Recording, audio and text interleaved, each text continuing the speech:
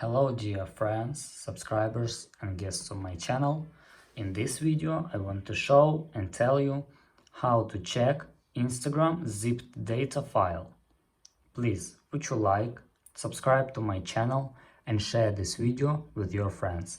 And let's get started. So first we need to go to files. After that click downloads.